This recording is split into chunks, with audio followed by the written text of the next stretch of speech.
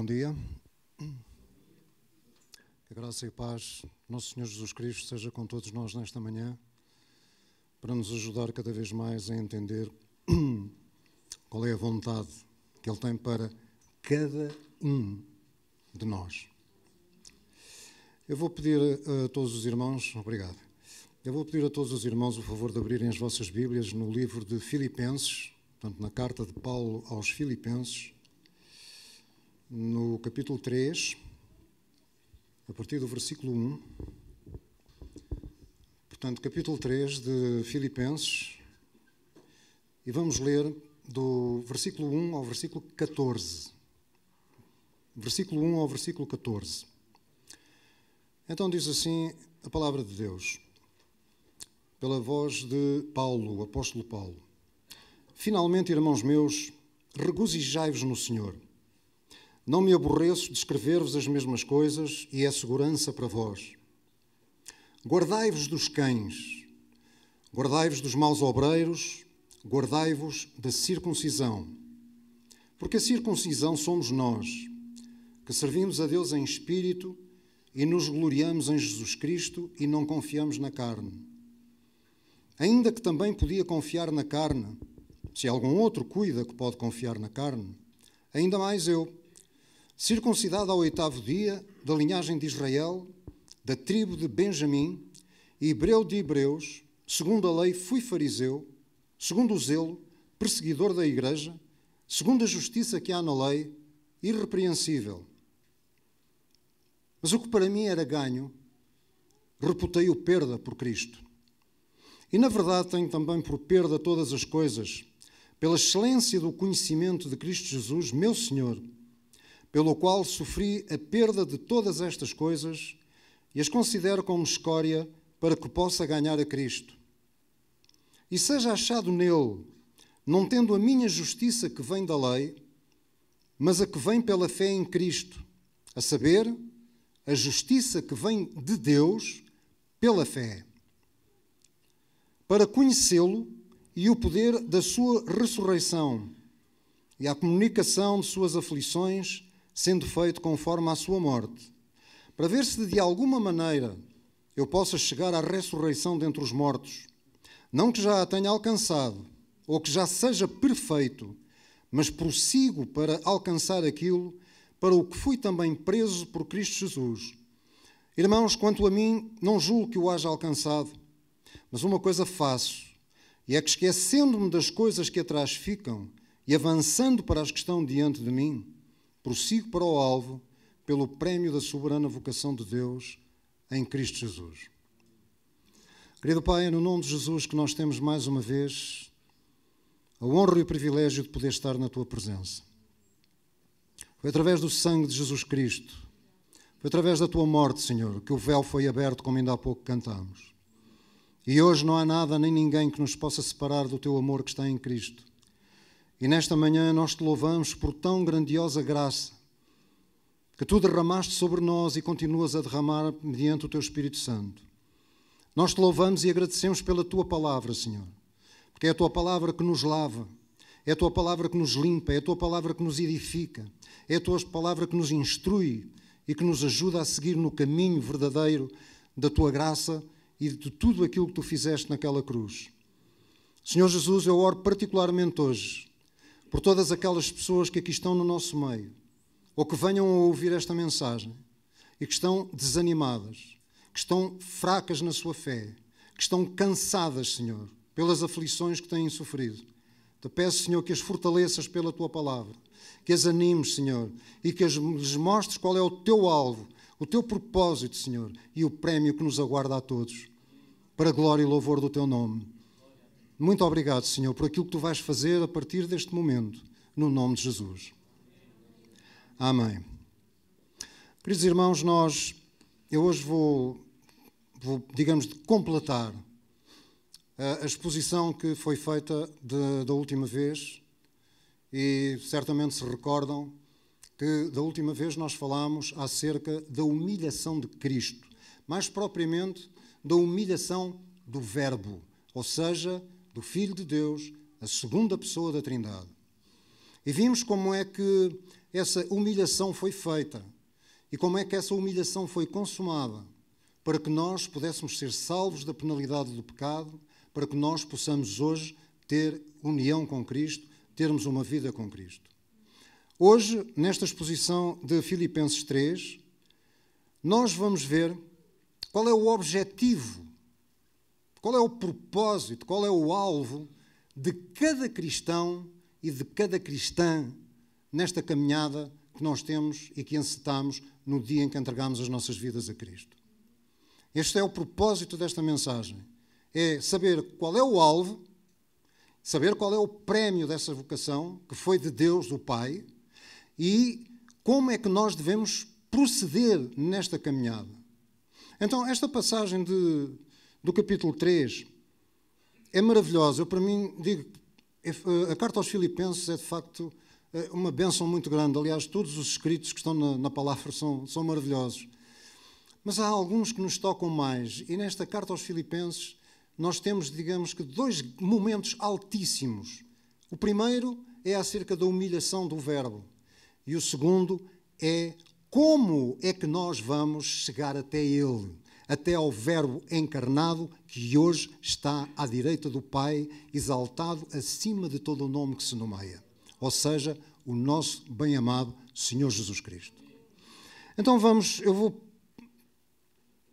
expor versículo a versículo. Eu não me vou deter muito na primeira parte, porque o fundamental e aquilo que eu mais hoje quero compartilhar convosco encontra-se a partir do versículo 9.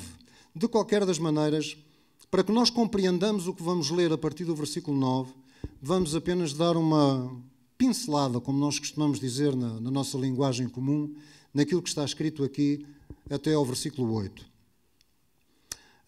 Paulo, depois de ter falado sobre a humilhação de Cristo, sobre a exaltação de Cristo, sobre o exemplo de Timóteo, sobre o exemplo de Epafrodito na caminhada com Cristo, ele agora começa este capítulo 3 dizendo, finalmente, irmãos meus, dá a ideia que ele vai terminar a carta. Mas na verdade não vai. Ele vai terminá-la mais adiante. Mas ele começa com duas coisas muito importantes. A primeira é a seguinte, é uma exortação tremenda que ele dá à igreja. É, alegrai-vos no Senhor.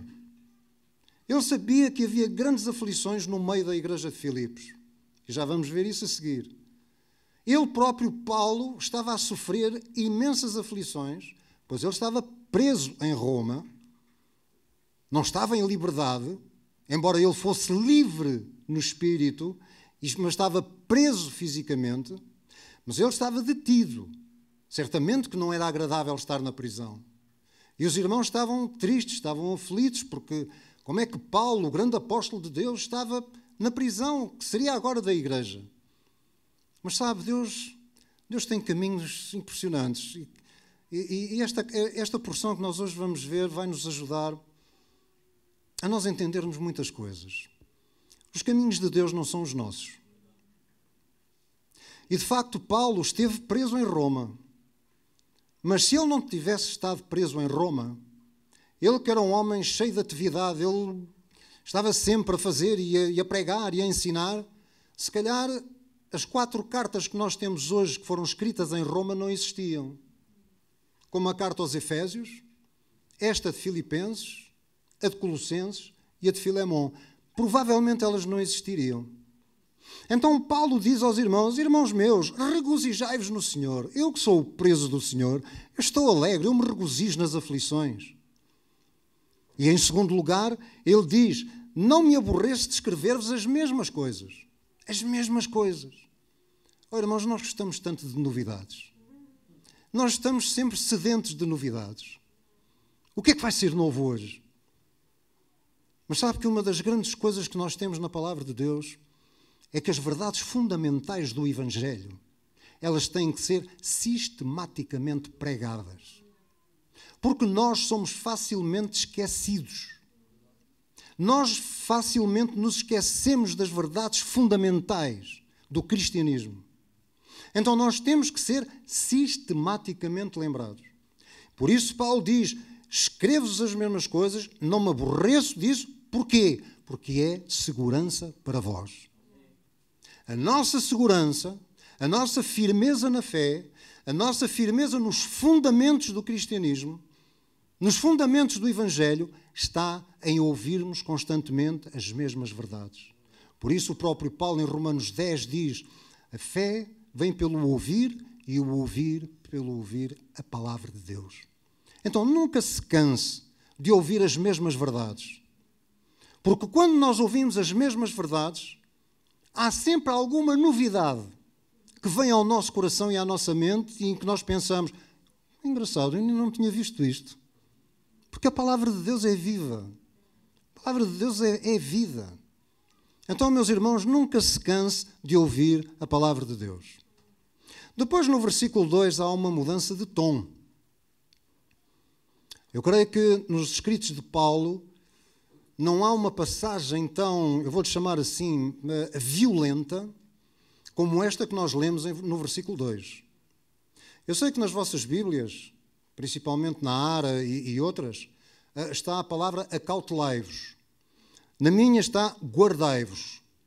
Eu, para mim, gosto desta palavra guardai-vos, porque ela representa algo, para mim, mais forte do que o acautelar. A pessoa acautelar-se, sim, eu vou com cautela. A pessoa guardar-se, a pessoa ergue muros à sua frente, ergue escudos à sua frente para ficar protegido. Então Paulo, no versículo 2, diz: guardai-vos dos cães, é uma palavra forte, guardai-vos dos maus obreiros e guardai-vos da circuncisão. Parece que ele está a falar de 3 tipos de pessoas diferentes, mas não está. Ele está a falar apenas de um tipo de pessoas que são aquilo que nós já ouvimos várias vezes falar, que são os judaizantes. O que é que estes judaizantes queriam? Estes judaizantes eram judeus que, embora tivessem, eu vou pôr entre aspas, abraçado o Evangelho, eles diziam que não bastava o sacrifício de Cristo, mas que era necessário também obedecer aos rituais judaicos, à lei judaica. Muito em especial a circuncisão, a observância do sábado, das festas judaicas. E por isso Paulo é de uma forma enérgica, como eu disse, violenta, que ele diz aos irmãos da igreja de Filipos: guardai-vos dos cães. E repete: guardai-vos dos maus obreiros. E repete: guardai-vos da circuncisão. Ou seja, protegei-vos destes falsos mestres, destes homens, a quem ele vai chamar mais adiante os inimigos da cruz de Cristo, pelos quais ele chora, mas que ele adverte a igreja para os seus falsos ensinos. Chama-lhes de cães. E sabe porquê? Porque os judeus chamavam cães aos gentios, àqueles que não eram judeus. Viam-nos como uma raça impura, uma raça pecadora, não queriam nada com eles. Então Paulo vira a palavra contra estes próprios judeus, dizendo-lhes que eles eram cães, eles eram impuros, eles eram injustos, eles eram como os gentios. E até eram piores, porque eles eram maus obreiros. Eram falsos mestres. Ensinavam em igreja um falso evangelho. E levavam os crentes a fazer algo que não os ia levar à salvação, que era a circuncisão. Na verdade, na minha tradução, da minha Bíblia, que é a Fiel, a Almeida Corrigida Fiel, eles empregam aqui uma palavra muito interessante. Eles não dizem circuncisão aqui, mas dizem cortadura. E é verdade. Porque aquilo que Paulo está aqui a fazer é um jogo de palavras. Porque eles estavam a dizer que as pessoas deviam ser circuncidadas e, como os irmãos sabem, a circuncisão era um corte no órgão sexual masculino, que tinha sido estipulado por Deus em Gênesis 17 em relação a Abraão, à velha aliança. Mas quando Paulo está a empregar esta palavra cortadura, ele está a lembrá-los, aos filipenses, que isto era o ritual que os pagãos faziam e que Deus condenava. Não tem nada a ver com Deus, aqui neste sentido. E depois diz no versículo 3, porque a circuncisão somos nós que estamos em Cristo. A circuncisão era o sinal da antiga aliança. Era o selo da fé na antiga aliança. Mas agora, a circuncisão somos nós que estamos em Cristo. Já o próprio Moisés, em Deuteronômio e não só, ele dizia que a circuncisão deve ser no coração, não na carne. Tudo o que está no Antigo Testamento é uma sombra, é um modelo, digamos assim, de tudo o que iria acontecer na pessoa de Cristo no Novo Testamento. E estes judaizantes, eles estavam a querer voltar, ou melhor, não abandonar o antigo, juntar o novo, que era a cruz de Cristo, o que era um sincretismo, era uma mistura, uma falsificação do Evangelho. Era o mesmo que dizer para Cristo, na face de Cristo, e dizer: tu fizeste esse sacrifício, mas isto não chega. Por isso Paulo foi tão enérgico e tão violento a condenar esta doutrina falsa dos judaizantes. E por isso ele contrapõe com outras 3 afirmativas. Paulo sempre usou contrastes. E diz no versículo 3, a circuncisão somos nós, primeiro, servimos a Deus em espírito. Nós servimos a Deus em espírito, adoramos a Deus em espírito. E isto não tem a ver só com o culto que nós praticamos na igreja. Tem a ver com a nossa forma de vida, como é que nós nos comportamos na nossa casa, no nosso trabalho, na rua, em todo o lugar. É um estilo de vida. Nós servimos a Deus no espírito, ou seja, no temor do Senhor. Depois ainda diz a segunda coisa, nos gloriamos em Jesus Cristo. Se nós temos que nos gloriar em alguma coisa, em Cristo, naquilo que Ele fez por nós. E por último, não confiamos na carne. Ou seja, não confiamos nas obras da carne, naquilo que é feito na carne. Meus irmãos, não é hoje o cerne desta mensagem. Mas eu quero lhe dizer uma coisa nesta manhã, que é o seguinte. Nós estamos a viver tempos dificílimos. Não estamos a viver tempos muito difíceis. Estamos a viver tempos dificílimos. Cada vez mais abundam os falsos mestres. Cada vez mais abundam os falsos evangelhos. A internet está cheia deles. E eu quero aconselhar vivamente aos irmãos, guardai-vos de ouvir esses falsos ensinos. Trazem confusão ao vosso coração se não estiver bem firmado nas verdades do Evangelho. Podem fazê-lo tropeçar no caminho. Podem trazer muitas aflições. Então guarde-se desses cães. Guarde-se desses maus obreiros. Guarde-se desses falsos mestres. Não os ouça. Não lhes dê guarida na sua casa. Não lhes dê guarida nos seus ouvidos. Nem diante dos seus olhos. É veneno aquilo que eles falam. Por isso Paulo se insurge desta maneira. E nós parece que ficamos chocados com estas palavras. Mas repare, Paulo era pastor. Ele tratava os irmãos com carinho. Nós vimos o afeto que ele tinha com estes irmãos de Filipos. Mas agora, com os falsos mestres, com aqueles que ensinavam coisas erradas, ele é violento. Porquê? Porque o pastor tem um cajado para as ovelhas e tem uma vara para os lobos, para bater nos lobos. E é isso que cada um de nós tem que ser. Não ouça os falsos evangelhos. E hoje, infelizmente, sob o rótulo de igreja evangélica, vou repetir, sob o rótulo de igreja evangélica, há muitos aí que já põem em causa a divindade de Cristo, põem em causa a Trindade, põem em causa que a Bíblia é a palavra de Deus inerrante, sem erros. Já há muita coisa a fazer aí. Muito, muito, muito. E, infelizmente, há muitos irmãos incautos que ouvem estas pessoas e vêm alimentando dúvidas no seu coração e a verdade vai sendo cada vez mais destruída dentro de si. Passemos adiante. Paulo depois diz o seguinte, no versículo 4. ainda que também podia confiar na carne. Se algum outro cuida que pode confiar na carne, ainda mais eu. Irmãos, aqui o apóstolo Paulo, como nós dizemos na nossa linguagem vulgar, puxa dos galões. Como nós costumamos dizer. Espera aí um bocadinho. Mas quem são vocês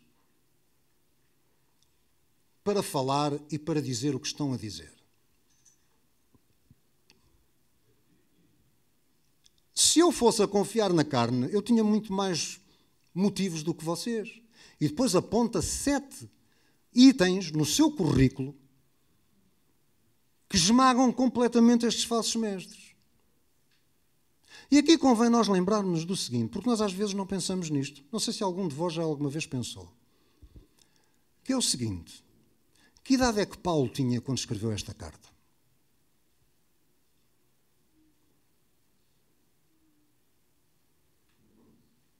Segundo consta, e temos que ter muito cuidado com as datas, porque as datas não são muito reais, mas são aproximadas. Nós temos uma ideia das datas, mas não temos datas muito reais. Mas estima-se que Paulo terá nascido no ano 5 depois de Cristo. Pelo menos esta é uma das ideias mais assentes. Mas não há certeza. Mas, partindo desta base, do ano 5 depois de Cristo, ele teve a sua conversão no caminho para Damasco, em que Jesus em pessoa lhe apareceu, e está mais ou menos considerado no ano 35. Ou seja, Paulo teria, talvez, à volta de 30 anos. Quando ele escreve esta carta aos Filipenses, que se estima que tenha sido escrita entre o ano 60 e 62, alguns apontam para o ano 61, Paulo teria a idade de 56 anos.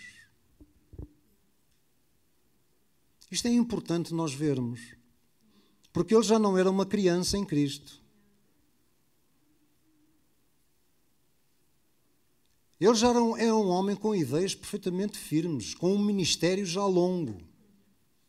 Então Paulo mostra a estes judaizantes e mostra à igreja de Filipos quem ele era verdadeiramente.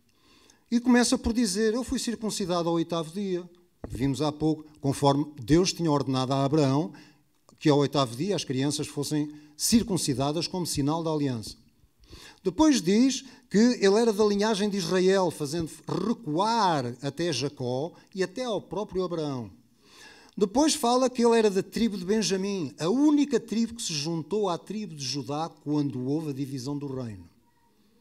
Hebreu de hebreus, porque ele em casa falava aramaico e hebraico, coisa que depois da diáspora praticamente já nenhum judeu falava. Diz a seguir ainda que, segundo a lei, foi fariseu. Fariseu foi uma seita que apareceu, um grupo religioso que apareceu no período intertestamentário. Para quê? Para voltar à verdade. Fariseu significa separado, porque eles se consagravam à verdade em resposta à helenização, ou seja, no mundo greco-romano que estava na altura, eles queriam que a cultura se dobrasse, a cultura judaica também a eles. Então os fariseus vêm exatamente nesse sentido. Depois, claro, perderam completamente o norte. E vimos isso perfeitamente no tempo de Jesus. Segundo o zelo, perseguidor da igreja. E, por último, segundo a justiça que há na lei, irrepreensível. Ou seja, Paulo era um indivíduo que tinha as credenciais ótimas para se gloriar nele próprio. Mas repara o que é que ele diz a seguir. E agora vamos começar a entrar no fulcro, no cerne desta exposição que eu hoje quero trazer a vocês. No versículo 7, ele diz assim: mas o que para mim era ganho, reputei-o perda por Cristo. Ou seja, Paulo tinha uma carreira diante dele. Ele podia ter chegado ao Sinédrio, que era o Conselho Judaico, o órgão mais importante do judaísmo. Ele podia lá ter chegado. Ele tinha uma carreira promissora. Teve uma educação esmerada, não só na lei, mas também na tradição oral dos judeus. Teve um mestre dos melhores, Gamaliel. Ele tinha as credenciais todas. Era hebreu de hebreus, era fariseu. Ele tinha perseguido a igreja. Ele era um irrepreensível à face da lei judaica, obediente aos ritos judaicos. Mas tudo isto, todo este currículo, ele reputava como perda para que ganhasse a Cristo. Irmãos, esta palavra perda, para nós, da maneira como ela aqui está e que é repetida por mais 2 vezes, é engraçado que quando uma verdade quer ser bem vincada, ela normalmente é repetida 3 vezes. Já de certeza que já repararam nisso quando estão a ler a Bíblia. E Paulo usa esta palavra aqui e depois mais abaixo no versículo 8, mais 2 vezes. Esta palavra perda, no grego, tem o significado de dano, prejuízo. Aquilo que Paulo considerava era que tudo aquilo que ele tinha sido, por nascimento, por educação e depois por aquilo que ele fizera enquanto fariseu, que tudo isso lhe tinha sido um prejuízo e lhe era um prejuízo. É diferente de perder. Eu posso perder uma coisa qualquer e não me fazer diferença. Mas quando uma coisa causa prejuízo, aí já dói mais. E em que é que ele considerava que lhe tinha sido um prejuízo? Porque se ele continuasse agarrado àquelas coisas, se ele continuasse agarrado ao seu passado, se ele continuasse agarrado às suas obras, aos seus méritos pessoais, jamais, vou repetir, jamais ele teria conhecido e ganho a Cristo. Então, tudo aquilo, o que é que nós aprendemos aqui neste versículo 7 para já? Tudo aquilo que nos impeça de caminhar com Cristo é prejuízo para a nossa vida. Tudo. Não há exceção. Tudo.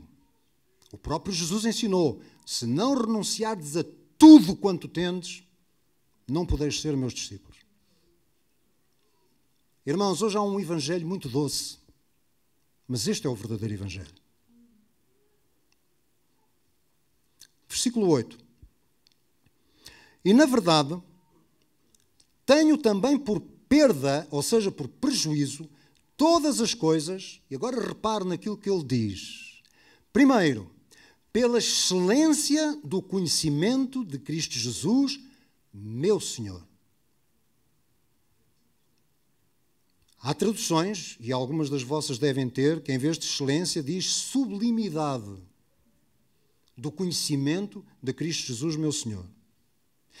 Pelo qual Cristo sofria a perda, ou seja, o prejuízo de todas estas coisas e as considero como escória para que possa ganhar a Cristo. Eu vou chocar-vos a vós. Eu não sei se algum de vós tem, eu creio que a corrigida, a ARC Revista e Corrigida, a Almeida Revista e Corrigida, ainda tem a palavra esterco. Porque no original é isso que está lá. Paulo considerava como esterco tudo para poder conhecer a Cristo. Não é preciso dizer a vocês o que é que significa esterco e o que é esterco, pois não? Então veja o que é que Paulo nos está a querer transmitir. Por vezes coisas que nós valorizamos, mas que nos impeçam de prosseguir no nosso caminhar e no nosso conhecer a Cristo, são esterco.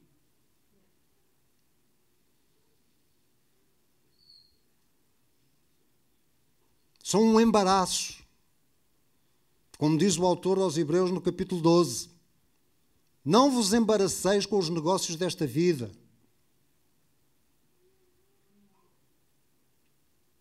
Vai, vende tudo quanto tens. Foi o que Jesus disse àquele moço rico quando perguntou: Senhor, o que eu farei para herdar a vida eterna? E quando Jesus lhe disse: vai, vende tudo quanto tens, dá aos pobres e segue-me, ele, vou-me embora. Mas aquele negociante de pérolas, Quando encontrou uma pérola de precioso valor, o que é que ele fez? Vendeu tudo quanto tinha, desprezou tudo quanto tinha para ficar com aquela pérola preciosa. A nossa pérola preciosa, meus irmãos, tem um nome: Jesus Cristo. É essa a pérola preciosa que nós temos. Então Paulo, o que ele queria era de facto ter o conhecimento de Cristo. Não um conhecimento superficial, mas um conhecimento mais profundo. Saber de facto, mas quem é este Cristo? Ele está com 56 anos de idade. Ele já tinha 20 anos, pelo menos, de caminhada com Cristo. Mas ele está insatisfeito. Não, eu ainda quero conhecer mais quem tu és, Senhor. E ele está a dizer isto aos filipenses. Eu reputei tudo o que eu era, tudo o que eu fui, tudo o que eu fiz. Eu reputei tudo isso como esterco. Para ter Cristo. Para ganhar Cristo. Na verdade, para conquistar Cristo. Como se Cristo pudesse ser conquistado. Mas perceba o que é que ele quer dizer. Aquilo que ele tinha de mais precioso era o conhecimento de Cristo. E depois prossegue no versículo 9. E seja achado nele, em Cristo, não tendo a minha justiça que vem da lei, mas a que vem pela fé em Cristo, a saber, a justiça que vem de Deus pela fé. Irmãos, aqui ele entra frontalmente, é uma colisão frontal com os judaizantes. Porque ele vem aqui afirmar perentoriamente que a justiça que ele tem é aquela que lhe vem pela fé em Cristo. É a justiça que provém do próprio Deus e que não é baseada na lei, nas obras, naquilo que ele faz ou deixa de fazer. Não é essa a justiça que ele tem. Isso era antes. Era no velho Paulo. Era no Paulo antes de Cristo. Mas no Paulo depois de Cristo, a justiça dele era pela fé em Cristo. A justiça que provém de Deus. E isto é tão importante para nós entendermos isto. Porque mesmo hoje, nós, cristãos, nós que dizemos que acreditamos no Evangelho, eu pergunto-lhe assim, meu irmão e minha irmã, seja sincero consigo próprio, no seu íntimo, não é preciso falar alto, nem é preciso dizer nada para os outros. Mas quantas vezes, sem nos darmos conta, nós estamos a gloriarmos-nos daquilo que nós fazemos, em vez de nos gloriarmos e agradecermos pela justiça que Deus nos deu em Cristo Jesus. Eu gosto da passagem de Romanos, quando Paulo diz que Ele nos deu de graça gratuitamente. De graça gratuitamente. Isto é uma redundância, é uma ênfase que Paulo dá, que a salvação não é por mérito, eu não tenho que pagar nada. Nada, eu só tenho que receber pela fé aquilo que Cristo fez em mim, aquilo que Cristo fez por mim e aquilo que Deus me deu em Cristo. É só isso que eu tenho que fazer. Então ele colide aqui frontalmente com os judaizantes, dizendo que a justiça não é por aquilo que eles fazem ou deixam de fazer. E hoje nós, por vezes, evangélicos, eu vou-lhe dizer de todo o meu coração. Eu ia dizer detesto, e já disse. Mas a coisa que mais me dói é quando ouço chamar assim, aquele é cristão evangélico, o outro é cristão dali, o outro é batista, o outro é... Meu Deus, só há 2 tipos de pessoas neste mundo. 2. Cristãos e não cristãos. Mais nada. Há aqueles que seguem a Cristo e aos que não seguem. Jesus vem buscar uma igreja. Não vem buscar igrejas. Ele vem buscar uma igreja, que é o seu corpo, aqueles que ele pagou, que ele veio do céu, como vimos na mensagem anterior. Ele veio do céu, veio buscar-nos, redimir-nos, para levar para junto dele. Esses são os cristãos. Portanto, nós somos cristãos. Quem não crê em Cristo não é cristão. Quem duvida da divindade de Cristo não é cristão. Quem duvida da Trindade não é cristão. Quem duvida do inferno não é cristão. Então aí tem a diferença.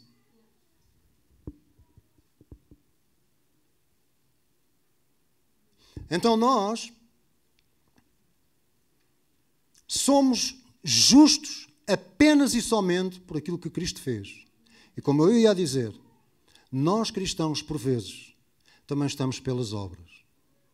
Nós pensamos que por virmos à igreja todos os domingos, não falhamos uma vez. E se falharmos uma vez, ficamos logo com problemas de consciência. Porque Deus vai nos castigar. Porque nós não fomos à igreja uma vez. Ou então pensamos, nem, eu oro todos os dias, eu oro 3, 4, 5 horas por dia, sou mais, mereço mais. Irmãos, não há nada que nós possamos fazer, não há nada que nós deixemos de fazer que nos vá melhorar ou piorar a nossa salvação. Não há nada. A nossa salvação foi um facto. A nossa salvação foi recebida pela fé. É mantida pela fé até ao final. Agora presta atenção. Também é outro erro que por vezes nós como cristãos caímos. Não é a fé que salva. Alguns são apanhados de surpresa com isto. Não é a fé que salva. A fé é o instrumento que nos leva à salvação. É como um braço que vai e recebe a salvação. Mas o fundamento da salvação é Cristo. Por isso Paulo diz, no versículo 9, a justiça que vem de Deus pela fé em Cristo. Vocês não estão a compreender? Há muita gente que tem fé, mas não está salva. E porquê? Porque tem fé na pessoa errada ou na coisa errada. A fé é o instrumento, é o meio pelo qual nós nos apropriamos daquilo que Deus já nos deu. Vamos prosseguir. Já vimos a verdadeira justiça. O único fundamento da justificação é a morte e a ressurreição de Cristo, não há outra. E agora vamos prosseguir na nossa caminhada. Vamos entrar no versículo 10. Paulo agora vai explicitar mais porque é que ele tem a perda, tem o prejuízo de tudo aquilo que o separa de Cristo. Porquê? Agora repare nestes pormenores, porque são muito importantes estes pormenores. Primeiro, para conhecê-lo. Ele perdeu todas as coisas, reputa todas as coisas como esterco, como lixo, coisas imprestáveis. Para quê? Primeiro, para conhecer a Cristo. Agora repare, neste conhecer, na palavra conhecer, esta palavra aqui no grego é diferente da outra que nós vimos anteriormente. Esta tem a ver com um conhecimento íntimo do crente com Jesus Cristo. É um tipo de intimidade como aquela que existe entre um casal, entre um marido e esposa e marido. É esta intimidade, é este conhecimento que Paulo aqui está a referir no versículo 10, para conhecê-lo na intimidade, conhecer quem é Cristo, conhecer o que é que Ele é, o que é que Ele fez por mim, ter uma visão maior, um entendimento maior daquilo que Ele fez. É estarmos ligados intimamente a Ele. E sabe que se nós não estivermos ligados intimamente a Cristo, temos que nos esquecer de ser mudados na nossa maneira de ser. Quantos de nós que aqui estamos já chorámos diante de Deus e dizer, Senhor, porque é que eu continuo a fazer coisas erradas quando eu sei que elas estão erradas? Porque é que o meu caráter continua assim? Muitas vezes, meus irmãos, a resposta está aqui. Falta-nos comunhão com Cristo. Falta-nos intimidade com Cristo. Sem mim, disse Jesus, nada podereis fazer. Aquele que permanecer em mim dará muito fruto e o meu Pai será glorificado. Permanecer em Cristo, ter comunhão íntima com Ele. não é permanecer na igreja, não é permanecer nos rituais, nos cultos, não é nada disso. É importante, obviamente que sim, não interprete mal as minhas palavras, por favor. Mas estamos a falar aqui de comunhão com uma pessoa real, que é Cristo. Ele é uma pessoa real, como nós que estamos aqui hoje, que nos vemos uns aos outros, Cristo é uma pessoa real. E foi para isso que Ele nos chamou, para ter intimidade connosco. E por isso Paulo diz, eu reputo tudo por um esterco, primeiro, para conhecê-lo. Segundo, conhecer o poder da sua ressurreição. Oh, meus amados. Sabe o que é o poder da ressurreição? É o poder transformador. É o poder de Deus que transforma tudo, transformou a morte em vida e continua a operar esse milagre poderoso. Esta palavra poder também no grego tem um sentido especial. Dunamis.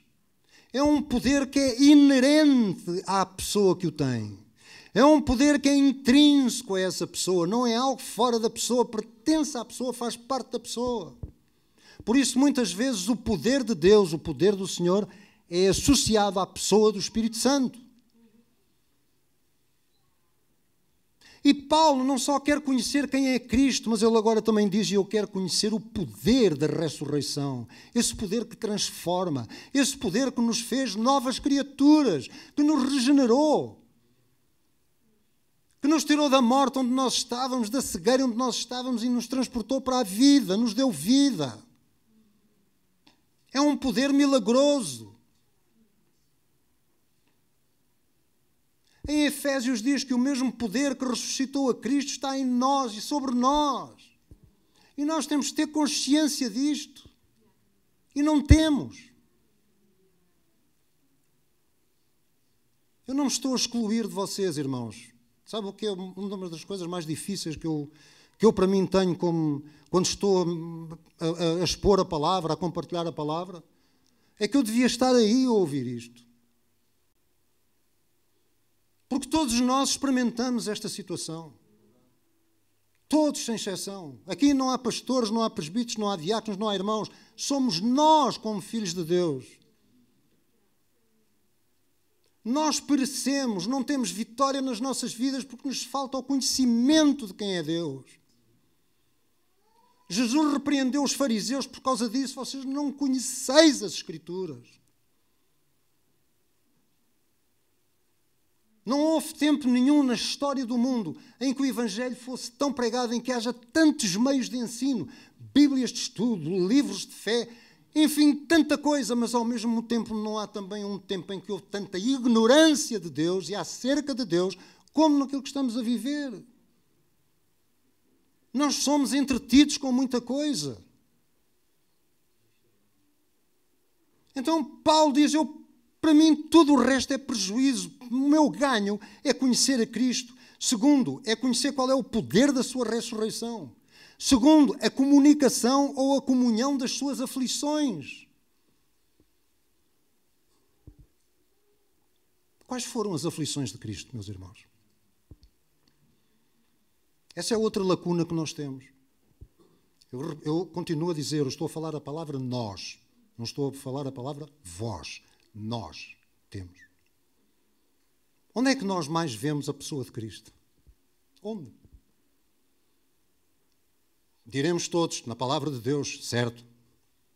Mas onde é que aparece mais aquilo que Cristo fez e aquilo que Cristo é?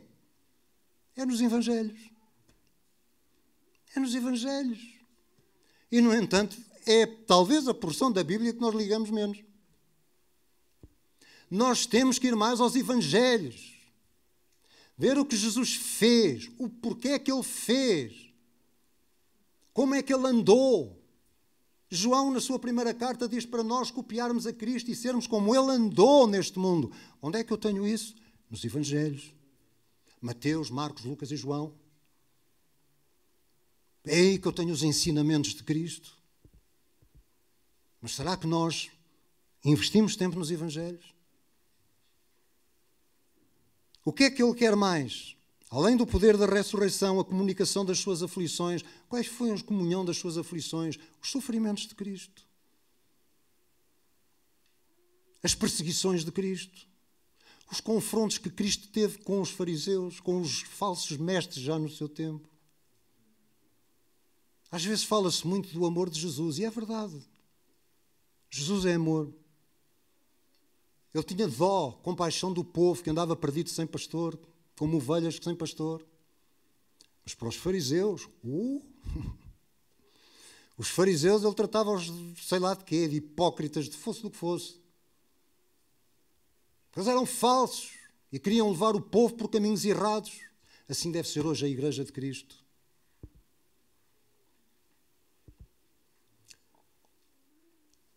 E por último, feito conforme à sua morte. Todos os dias nós devemos morrer mais um bocadinho, irmãos. Todos os dias. Se nós não morrermos, nós não vamos dar grande fruto. Por isso Jesus também ensinou que se o grão de trigo cair sozinho na terra, mas se ele morrer, ele vai frutificar e muito.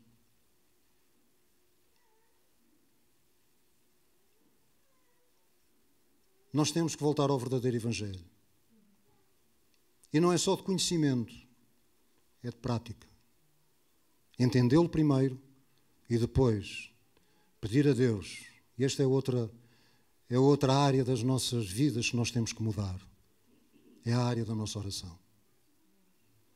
Queridos irmãos, amados queridos do Senhor, quando nós oramos, quais são os momentos de mais intensa oração que nós temos? É quando nos acontece um problema qualquer. Quando nos acontece algo de grave, aí vamos nós a correr atrás de Deus. E já é bom ir atrás de Deus e não ir atrás de outras coisas. É quando nós precisamos ou desejamos alguma coisa e vamos até Deus e dizemos: Senhor, eu quero isto, eu preciso disto, dá-me isto. Estamos com o foco errado. Deus não está interessado no seu ter. Embora Ele nos dê coisas. E Ele tem prazer em nos dar coisas que não nos façam mal e não nos prejudiquem. Mas aquilo que Deus está mais interessado é no seu e no meu ser. Como é que eu sou? Como é que o irmão é? E será que nós oramos por isso? Será que nós pedimos a Deus: Senhor, transforma-me, que haja em mim o mesmo sentimento que esteve em Jesus Cristo, o mesmo sentimento de humildade, de obediência. Ó Senhor, ajuda-me a conhecer-te mais e mais. Cresce mais e mais em mim, Senhor. Ajuda-me a humilhar-me, abate o meu orgulho no meu coração. Será que nós gastamos tempo com isto?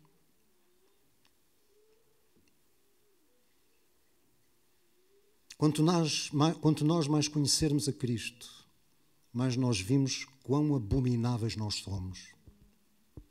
Paulo também nos mostra isso. Ele começou por se ver a ele próprio como o menor dos apóstolos, passou para o mínimo dos santos e termina como o principal dos pecadores. Enquanto nós não chegarmos lá. Mas este é o caminho. E vamos prosseguir, estamos quase a terminar. Versículo 11. Para ver se de alguma maneira eu possa chegar à ressurreição dentre os mortos. Irmãos, Paulo não está aqui a pôr em causa de maneira nenhuma a sua salvação. Não é isso que ele está a falar. Ele está a dizer que reconhece para já que Deus é o soberano. E como ele escreveu no capítulo 2, é Deus que opera em nós o crer e o realizar. É Deus. Deus é soberano em todas as coisas. E aquilo que ele diz é ao Senhor: eu alcançarei a ressurreição dos mortos da maneira que tu quiseres. Se eu tiver que morrer no martírio, morro no martírio. Se eu tiver que morrer com uma enfermidade, morro com uma enfermidade. Se eu tiver que morrer ali, morro ali. Não interessa. É, de qualquer maneira eu quero alcançá-la. Agora, ele não está a falar da salvação. E agora deixa-me só explicar isto aqui também rapidinho. A salvação tem, vamos lhe chamar assim, 3 etapas. A primeira é a justificação, em que nós, por Deus e só por Deus, somos declarados justos. Não somos feitos justos, continuamos a pecar, mas Deus nos declara justos porque Ele nos dá a justiça do perfeito, que é Jesus Cristo, e nos acredita a nós. A segunda etapa é aquela em que todos nós nos encontramos neste momento, que é a santificação. Em que nós somos salvos do domínio do pecado. E por isso o Espírito Santo nos ajuda, nos guia na verdade, nos ajuda a vencer a tentação. E por último, no futuro, é isto que Paulo está aqui a referir, nós temos a glorificação que só virá quando o Senhor Jesus Cristo voltar para buscar a sua igreja. É isto que Paulo fala. Versículo 12. Não que já a tenha alcançado, ou seja, a ressurreição, ou que seja perfeito. Ou que seja perfeito. Ou seja, Paulo já está aqui a dizer o seguinte: a perfeição é inatingível neste mundo. Ela só se vai conseguir no futuro. Porquê? Porque ele estava a combater também o falso ensino de que era possível obter a perfeição aqui. Não é possível.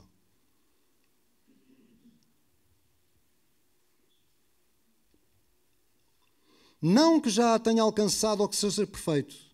E agora diz, mas prossigo, na verdade a palavra é persistir, para alcançar aquilo para o que fui também preso ou conquistado por Cristo Jesus. Agora ele fala aqui no final do que é que ele quer dizer. Irmãos, Paulo emprega a metáfora de uma corrida, dos atletas a correr, em outras passagens bíblicas. E aqui ele vai voltar a essa metáfora. Ele diz que persegue, estamos no versículo 12, mas prossigo, ou seja, persigo para alcançar aquilo para o que fui também preso por Cristo Jesus. E no versículo 13 diz, irmãos, quanto a mim, não julgo que o haja alcançado. Ele sabe, ele tem consciência que ainda não alcançou, mas ele continua na caminhada para alcançar. E como é que ele vai fazer isso? Diz, uma coisa faço. Eu gosto da versão da NVT, que diz o seguinte, que concentro todos os meus esforços. Todos os meus esforços. Concentro todos os meus esforços. Diz, King James também diz, toma a seguinte atitude. E esta atitude que Paulo toma consiste em 3 coisas. Primeiro, uma coisa faço, e é que, primeiro, esquecendo-me das coisas que atrás ficam. Segundo, avançando para as que estão diante de mim. Terceira, prossigo para o alvo. 3 coisas. São 3 coisas que cada um de nós tem que fazer. Primeiro, esquecendo-me das coisas que atrás ficam. Que coisas é que Paulo está aqui a falar no caso dele pessoalmente? Eu só vejo 2 tipos de coisas. Ele vai ter que se esquecer daquilo quem ele era antes, do fariseu orgulhoso que depositava a sua confiança nele próprio e não em Deus, e naquilo que ele fazia e não em Deus. Vejo só aquilo que ele fez de mal à Igreja de Cristo quando a perseguiu. Matou pessoas, prendeu pessoas, torturou pessoas. E ele vai ter que se esquecer disso. A culpa. A culpa. Irmãos, esquecer não é apagar da memória porque nós não conseguimos. Mas é como se costuma dizer, pôr uma pedra no assunto. Deixa isso aí. E só Deus nos pode ajudar nesse esquecimento, em deixar essas coisas para trás. Há muito cristão, muito cristão, que está caído no caminho, que não se consegue levantar, porque está no desânimo, está na culpa, está no remorso, porque fez isto, porque fez aquilo. Meu irmão, minha irmã, nós erramos, continuamos a errar, pecamos tremendamente, mas em Cristo Jesus nós fomos lavados de todo o pecado. Não é algum, é todo o pecado. Estamos limpos. Não há condenação para aqueles que estão em Cristo. Então agora é hora de quê? De avançar para as coisas que estão diante de nós. Deixar o passado. Olhar em frente e caminhar em frente. Porque em frente nós temos algo muito mais importante do que aquilo que temos agora. E Paulo diz então que, avançando para as que estão diante de mim, prossigo. Mais uma vez a palavra perseguir para o alvo. O que é este alvo? Vou pedir ao louvor, por favor, que suba. Já estou mesmo a concluir. Prosseguir para o alvo. Que alvo é este?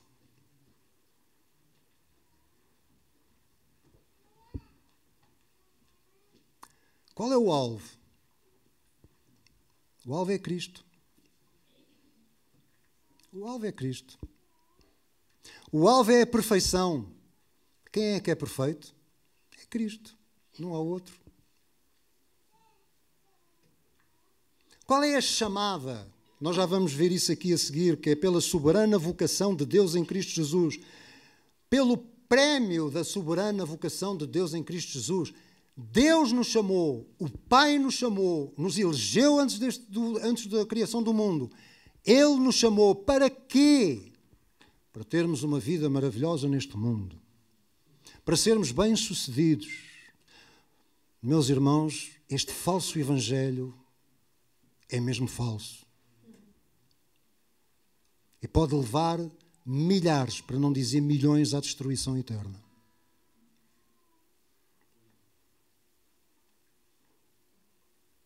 Não, meus irmãos. Deus nos chamou para nós sermos conformes à imagem do seu Filho. Está em Romanos 8, versículo 29.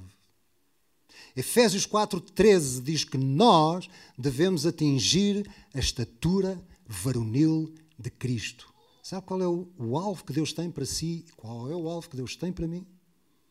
É sermos iguais a Jesus Cristo.